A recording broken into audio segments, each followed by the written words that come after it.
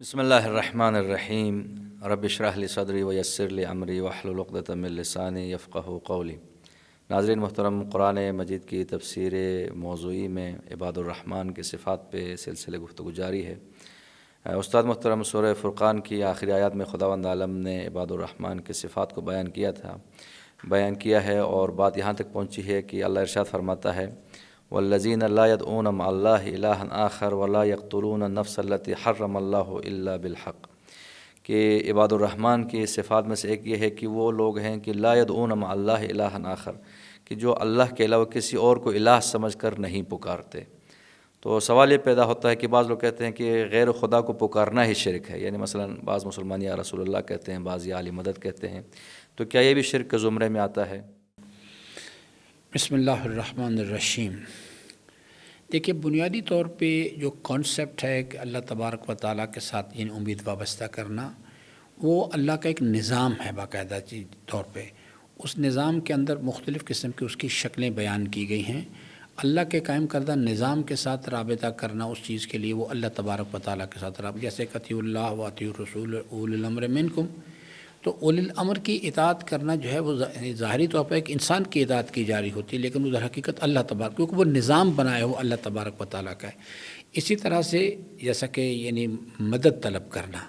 تو اللہ تبارک و تعالیٰ جو ہے اس سے مدد طلب کرنے سے مراد اللہ کے نظام کی طرف رجوع کرنا، اللہ تبارک و تعالیٰ کے نظام سے امید وابستہ کرنا اس چیز کے لیے، کیونکہ وہ بنیادی طور پہ اصل میں اللہ، جیسے کہ مکہ کا ایک بندہ خدا جو ہے اپنے گھر سے قدم نکالتے ہیں کہ عبد مومن ہے اور اپنے برادر مومن کی ملاقات کے لیے جاتا ہے، تو وہ اس مومن کی ملاقات کے لیے نہیں جاتا، بلکہ وہ آ کے مجھ سے ملاقات کرتا ہے۔ یا کسی نے ایک مومن سے، عبد مومن سے اس نے سوال کیا، تو اس یعنی حدیث قدسی میں کہ اللہ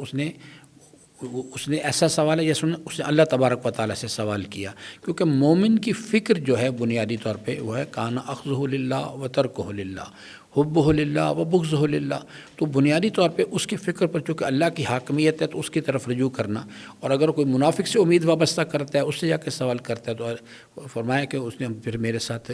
انصاف نہیں کیا اس چیز کے لیے۔ یعنی اگر کوئی شخص امیر المومنین کو خدا سمجھ کے یا علی مدد کہے تو یہ شرک ہے، لیکن اگر وسیلے کے طور پر یا علی مدد کہیں تو اس میں وسیلے کے طور پہ اگر وہ چیز جو ہے کسی شخص کو بھی وسیلہ ہے، صرف معصومین علیہ السلام کو نہیں، غیر معصوم کے اندر بھی یہ چیزیں موجود ہیں اس چیز کے لیے۔ جیسے میں اس تفصیل میں نہیں جانا چاہتے اس واسطے کہ یہ بڑے حساس قسم کے موضوعات ہیں، اور لوگ جو اس مسئلے پہ، ورنہ جو اللہ تعالیٰ کے اولیاء کرام میں معصوم ہوں یا غیر معصوم ہوں، ان کا اللہ کی بارگاہ میں ایک بہرحال ایک مقام ہوا کرتا ہے اس چیز کے لیے، اور ان کو اللہ کا ایک بارگاہ تک پہنچنے کے لیے، جیسے دعائے صفوان کے اندر ہے یا دعائے الکما، سے جو کچھ بھی اس کا نام ہے، اس میں امام علیہ السلام فرماتے ہیں کہ پروردگارہ، امیر المومنین سے سوال کرتے ہیں، کہتے ہیں حضرت اللہ کی بارگاہ میں آپ کا بڑا بلند مقام ہے، میری اللہ کی بارگاہ میں سفارش کریں۔ امام حسین علیہ السلام سے درخواست کرتے ہیں اللہ کی بارگاہ میں آپ کا بڑا بلند مقام، میری سفارش کریں۔ لیکن پھر اس پوری بحث کو خلاصہ کرتے ہیں اور کہتے ہیں کہ پروردگارہ، میں ضرورت مند تھا، یہ وہاں سے میں نے تیری بارگاہ میں اپنا سوال پیش کیا، میں نے اپنے اجداد کو اپنا سفارش کرنے والا بنایا، لیکن تیری بارگاہ میں اقرار کرتا ہوں، قبول کرتا ہوں اور اعلان کرتا ہوں کہ ہوگا صرف وہی کچھ جو تو چاہے گا، اور جو تو نہ چاہے وہ نہیں ہو سکتا۔ وہ لوگ جو ہیں ان کو اگر اس مقام پر رکھ کے ان سے سوال کیا جائے، ان سے تقاضا کیا جائے، یہ عین توحید ہے۔ اور اگر جو چیز ہے کہ ایک انسان امیر المومنین، اللہ بھی مؤثر ہے کائنات کے اندر اور امیر المومنین بھی ہیں، اور اس نقطہ نظر سے سوال کرے تو یہ شرک ہے۔ اور اگر وہ سمجھتا ہے اس چیز کے لیے کہ یعنی اس کائنات کے اندر صرف امیر المومنین مؤثر ہیں، اور اللہ تبارک و تعالیٰ کو اس نے اپنی تمام مرضیاں ان کو دے دی ہوئی ہیں، اور وہ اس کا عملی زندگی سے کوئی رابطہ، کوئی تعلق نہیں ہے، اور وہ بالکل فارغ ہو چکا ہوا ہے، تو یہ کلمہ جو کلمہ کفر ہے یہ۔ تو یہ ایک بنیادی اصولی مسئلہ ہے، یعنی اس کو اگر یعنی لوگوں نے اسے غیر ضروری طور پر حساس بنا دیا ہوا، اور تو یہ جو ہم سورہ حمد میں ہے کہ ایاک نعبد و ایاک نستعین، یعنی اس سے مراد یہ ہے کہ اگر کوئی اسی سسٹم کے تحت یا علی مدد کہیں یا رسول اللہ کہیں تو اس سے مراد اللہ سے ہی مدد حاصل۔ جی بالکل، میں نے آپ سے کہا کہ انما الاعمال بالنیات، اعمال کا دار و مدار نیتوں پر ہے اس چیز کے لیے۔ وہ چیز ظاہری طور پر جو ہیں، جو تجسیم پروردگار کے بھی قائل ہیں ظاہری طور پر چیزوں کے، وہ اس قسم کے اشتباہات کو بیان کرتے رہتے ہیں. یہ کہ لایانی قسم کی بحث ہے. انسان کا اصل بنیادی کانسیپٹ انسان کا کلیئر ہونا چاہیے. اگر اس کو یہ کانسیپٹ کلیئر ہے ایمان کے نتیجے میں کہ اخذہ للہ، تو جب اخذہ للہ کے اندر جب امیر المومنین کی طرف، تو اس کی فکر پر للہیت ہوتی ہے. وہ بنیادی طور پہ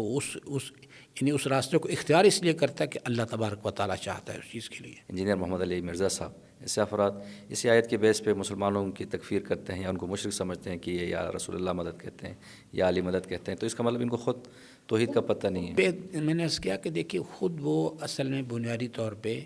محمد علی مرزا صاحب جو ہیں، میں کو ان کی یعنی تبصرہ نہیں کرنا چاہتا. یہ امیر المومنین کا ایک خطبہ ہے نہج البلاغہ کے اندر، جس کے اندر فرماتے ہیں کہ اس نے کچھ باتیں لوگوں کے درمیان یاد کرنی، ادھر ادھر سے انہیں جمع کر لیا اور لوگوں کے درمیان عالم بن بیٹھا. جب بھی میں کبھی ان کی ویڈیو کلپ سنتا ہوں تو امیر المومنین کا خطبہ مجھے یاد آتا ہے.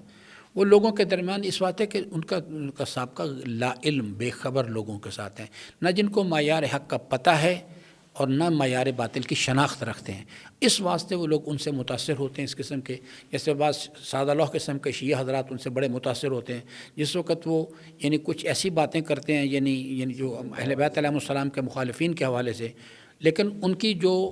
گفتگو سطحی قسم کی ہوتی ہے اور ان کے بعد جو ہے اس کے اندر جو کمزوری وہاں سمجھ آ جاتی کہ وہ یعنی امیر معاویہ کے بارے میں سب کچھ کہتے ہیں لیکن کہتے ہیں رضی اللہ. بہرحال وہ حضرت عثمان کے بارے میں سب باتیں کرتے ہیں لیکن کہتے ہیں بہرحال وہ رضی اللہ. تو یہ چیز جو ہے یہ بنیادی طور پہ اصل میں لا علمی. ہم اگر ان پر یہ تبصرہ نہ کریں کہ انہوں نے اپنے بیانات کو دنیا کا کاروبار بنا لیا ہے، اگر اس نے ظن بھی رکھے ان کے بارے میں، تو زیادہ کوئی ایک بے خبر انسان ہے جو خود اس نے کچھ معلومات ادھر ادھر سے جمع کر لی ہیں، لوگوں کے درمیان عالم بن بیٹھا ہے اور اس کے فتاویٰ کے نتیجے میں لوگ خود جہالت و ضلالت و گمراہی کا شکار ہو رہا ہے. تو اللہ ارشاد فرماتا ہے، اور ایک اور صفت ہے عباد الرحمن کی، وَلَا يَقْتُلُونَ النَّفْسَ الَّتِي حَرَّمَ اللَّهُ إِلَّا بِالْحَقِّ،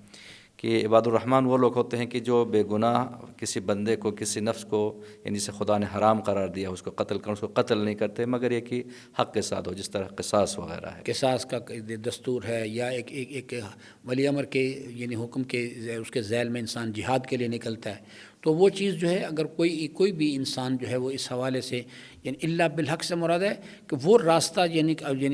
عملی زندگی کے اندر جو اس کو اللہ تبارک و تعالیٰ کے امر کی تائید حاصل ہے، وہاں پر وہ لوگ نکلتے ہیں. جیسے یعنی کہا کہ سترہ مسلم ستر اللہ یوم القیامہ.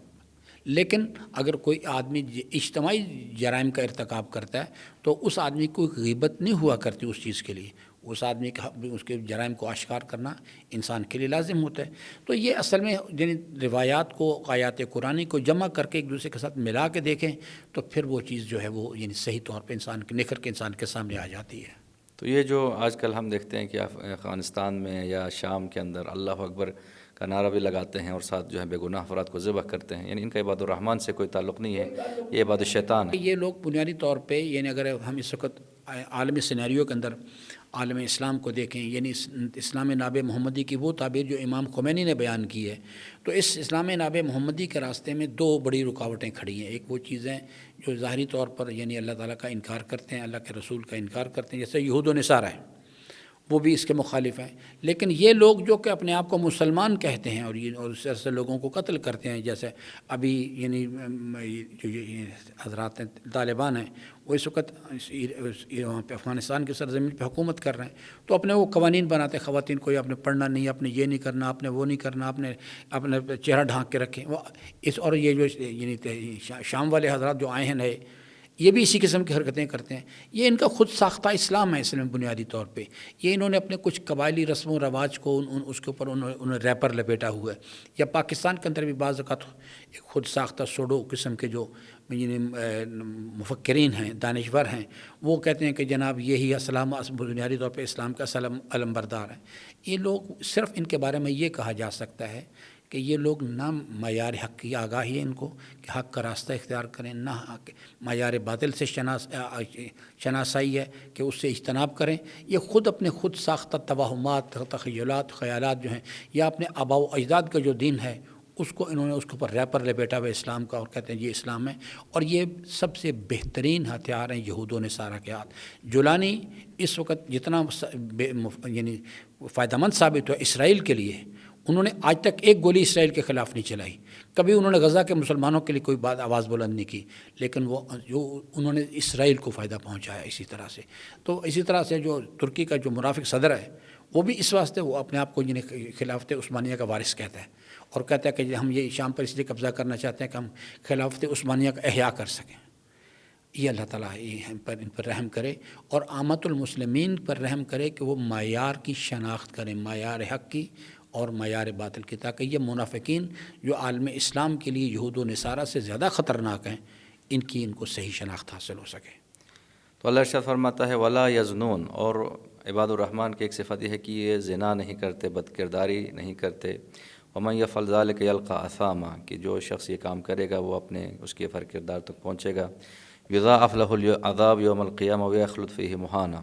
بلکہ قیامت کے دن اس کے لیے عذاب بھی دگنا دیا جائے گا اور وہ ہمیشہ وہاں پہ رہے گا۔ الا من تاب وآمن وعمل صالحا فاولئک یبدل اللہ سیئاتہم حسنات، مگر ایک ان میں سے جو یہ بد کرداری کرنے کے بعد جو ہے توبہ کریں اور اچھے اعمال بجا لائے تو اللہ تعالیٰ اس کے برے اعمال کو بھی حسنات میں تبدیل کرے گا۔ وکان اللہ غفور الرحیم۔ تو یہاں پر جو دو سوال پیش آتا ہے، ایک تو یہ کہ خود زنا صرف بد کرداری کو کہتے ہیں، یا زنا مختلف انسان کے اعضاء بھی زنا کر سکتے ہیں؟ جی، یہ جو آیات ابھی آپ نے بیان کی اس کے اندر کافی مطالب بیان کیے گئے ہیں۔ ہم صرف پہلے اس مسئلے پر بات کریں جو ابھی آپ نے سوال اٹھایا ہے۔ دیکھیے، زنا کی مختلف اقسام ہمارے ائمہ علیہم السلام نے بیان کی۔ عرف عام کے اندر تو صرف یہ ہے کہ غیر مشروع، غیر شرعی قسم کا جو ارتباط ہے میل اور فیمیل کے درمیان، ہم اس کو زنا کہتے ہیں۔ ہمارے ائمہ علیہم السلام کی بارگاہ سے وہی ہے کہ ایک بعض اوقات ایک انسان ہے، وہ یہ تک وہ جس خاتون کے ساتھ اس کے خیالات ہیں اس خاتون کو خبر بھی نہیں ہوتی، لیکن وہ ذہنی، اسے کہتے ہیں ذہنی زنا کرنا، کہ ایک انسان جو ہے اس کو اپنی نگاہوں کے ساتھ اس کو دیکھتا ہے اور اس سے جلب لذت کرتا ہے اس چیز کو، یا اپنی خلوت میں جا کے اس کو ریکال کرتا ہے اور اس سے جلب لذت، یہ نگاہوں کا زنا ہے۔ ایک ہوتا ہے ذہنی طور پہ زنا کرنا، کہ ایک انسان جو امیر المومنین فرمایا کہ لوگ جو ذہنی طور پہ زنا کرتے ہیں ان کی مثال اس گھر کی مانند ہے، اس کمرے کی مانند ہے جس میں آگ لگی ہوئی ہے لیکن ابھی شعلہ ور نہیں ہوئی، کوئی ہوا کا ایک جھونکا آئے گا اور وہ شعلہ ور ہو جائے۔ ایک ہوتا ہے ذہنی زنا کرنا، ایک ہوتا ہے نگاہوں کے ساتھ ایک حرام منظر کو دیکھنا اور اسے جلب لذت کرنا۔ تیسرا زنا کی شکل یہ ہے کہ اس کو اپنے ہاتھ سے مس کرنا لذت حاصل کرنے کے لیے اس کو، یہ تیسری شکل ہے۔ اور چوتھا شکل جو چھٹے امام نے فرمایا وہ تو عملی طور پر انسان کو دائرہ ایمان سے خارج کر دیتا ہے۔ جب تک وہ اس کیفیت میں مبتلا رہتا ہے وہ ایمان سے خارج ہوتا ہے، جب وہ اس کے بعد اس سے علیحدہ ہو جاتا ہے اس عمل سے تو پھر وہ دوبارہ ایمان اس کے اندر لوٹ کے آتا ہے، لیکن پھر آگے اس کی لمبی تفصیلات ہیں۔ تو یہ جو یہاں پر جس چیز کا ذکر کیا گیا ہے یہ ان تمام جہات کو جمع کر کے اس مقام پر ذکر کیا گیا ہے۔ تو اللہ ارشاد فرماتا ہے کہ مگر وہ توبہ کرے، وہ آمنا وعمل عملا صالحا، کہ پھر اس کے بعد ایمان لائے اور نیک اعمال بجا لائے تو خداوند عالم اس کی برائیوں کو حسنات میں، اچھائی میں تبدیل کر دیتا ہے۔ جی دیکھیے، اب اس میں پہلی چیز ہے توبہ کرنا۔ ہمارے یہاں ایک عمومی تاثر یہ ہے، توبہ سے مراد یہ ہے کہ جناب انسان جو ہے تسبیح ہاتھ میں پکڑے، استغفر اللہ ربی و اتوب الیہ، استغفر اللہ ربی۔ صرف زبان سے ایک گفتگو کر دینے سے کوئی نتیجہ برآمد نہیں ہوا کرتا۔ سب سے پہلے یہ ہے کہ انسان اپنے طرز عمل پر نادم ہو، تو توبہ کرنے سے اپنے طرز عمل، اسے وہ گناہ جو ہے وہ اپنا محاسبہ کرے، اس کو احساس ہو کہ میں نے غلط کام کیا ہے، یہ پہلی چیز ہوتی۔ پھر اگلے مرحلے میں آئندہ نہ کرنے کا عہد کرے، اور اگر اس گناہ کے اندر اس نے حقوق العباد تلف کیے ہیں تو ان کا مداوع کرے، اگر حقوق اللہ تلف ہوئے ہیں تو ان کی قضا بجا لائے، اور پھر اس کے بعد یہ زبان پر کلمہ کہے کہ استغفر اللہ ربی و اتوب الیہ، ورنہ اس سوائے ایک لکلکہ لسانی کے یہ کوئی چیز نہیں۔ تو یہاں پر بھی اللہ تعالیٰ نے ذکر کیا کہ وہ لوگ توبہ کریں، یعنی اپنے طرز عمل پر نادم ہوں اور آئندہ نہ کرنے کا اس چیز کے بارے میں عہد کریں۔ پھر اس کے بعد پھر یہ ہے کہ توبہ کریں، پھر عمل صالح بجا لائیں، اعمال صالحہ، تو اللہ تبارک و تعالیٰ ان کی توبہ کو قبول کرے گا، اور ان کے اعمال کو جو سیئات انہیں بجا لائے۔ اگر توبہ اعلیٰ کوالٹی کی ہو، یعنی توبۃ النصوح کی جائے، تو وہ توبہ خود ایک ایسا عمل ہے کہ جو انسان کے سیئات کو حسنات میں تبدیل کروا دیتا ہے، جو اس آیہ کریمہ سے ثابت ہو رہا ہے۔ تو ناظرین محترم، خداوند عالم نے سورہ فرقان کی آخری آیات میں عباد الرحمن کی صفات کو بیان کیا ہے۔ خداوند عالم ہم سب کو قرآن مجید میں غور کرنے، تدبر کرنے، عملی زندگی میں قرآن و اہل بیت کے راستے پہ چلنے کی توفیق عطا